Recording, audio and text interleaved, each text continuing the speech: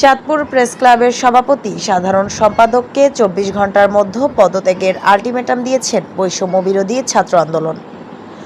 সাংবাদিক এইচ.এম. আরিফ হোসেনের তথ্য ও ভিডিওতে আজকের প্রতিবেদন। চাঁদপুর প্রেস ক্লাবের সভাপতি শাহাদাত হোসেন শান্ত ও সাধারণ সম্পাদক মাহবুবুর রহমান সুমনকে আগামী ২৪ ঘন্টার মধ্যে পদত্যাগের দাবি জানিয়েছেন বৈষম্য বিরোধী ছাত্র আন্দোলন চাঁদপুরের নেতৃবৃন্দরা।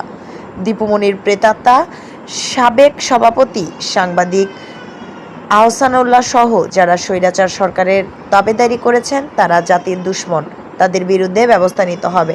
আজ রবিবার দুপুরে ১টার দিকে প্রেস ক্লাবের সামনে ব্যানার নিয়ে মানববন্ধনের মধ্য দিয়ে আন্দোলন করা হয়। বৈষম্য বিরোধী ছাত্ররা বলেন, প্রেস ক্লাব একটি গণমানুষের আস্থার প্রতিষ্ঠান বা ঠিকানা। এই প্রেস ক্লাব বরাবরই জাতির দুঃসময়ে এগিয়ে এসেছে, কিন্তু পতিত আওয়ামী ফ্যাসিস্ট সরকারের আমলে এই প্রতিষ্ঠানটি দলীয় প্রতিষ্ঠানে পরিণত করে এর ভাবমূর্তি ধ্বংস করে দিয়েছে।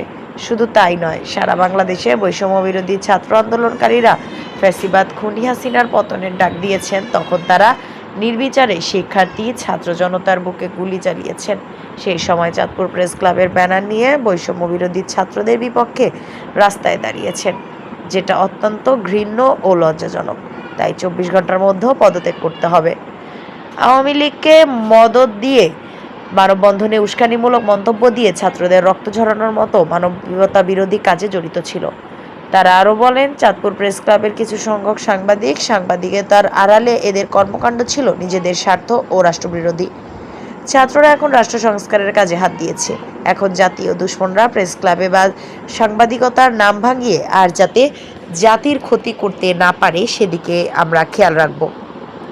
মানববন্ধন শেষ করে ছাত্ররা প্রেস ক্লাবের দিকে অগ্রসর হলে প্রেস ক্লাবের সদস্য ও দৈনিক আলোচিত পত্রিকার সম্পাদক ও প্রকাশক মোহাম্মদ জাকির হোসেন, সাংবাদিক ইলিয়াস, সাংবাদিক জামান, সাংবাদিক এইচ.এম. আরিফ হোসেন আরও কয়েকজন সংবাদকর্মী ছাত্রদেরকে প্রেস ক্লাব ভাঙচুর না করার জন্য অনুরোধ জানালে এখন আর ভাঙচুর করেননি।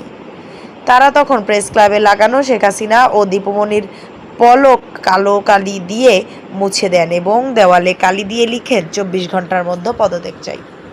দাঁড়িয়েছিল। আমরা লক্ষ্য করেছি চাঁদপুরের মাটিতে জন্মগ্রহণ করে কিছু কুলাঙ্গার প্রেস ক্লাবের কিছু দালালেরা এই ছাত্র সমাজকে রুখে দেওয়ার জন্য মানববন্ধন কর্মসূচি ঘোষণা করেছিল। আমরা তাদেরকে ব্যর্থহীন কণ্ঠে বলতে চাই, আমরা চাঁদপুরের ছাত্র সমাজ এই দালালদের বিরুদ্ধে রুখে দাঁড়াবো। চাঁদপুরের ছাত্র সমাজ আওয়ামীপন্থী যত দালালরা আছে তাদের বিরুদ্ধে অ্যাকশন কর্মসূচি ঘোষণা করেছে।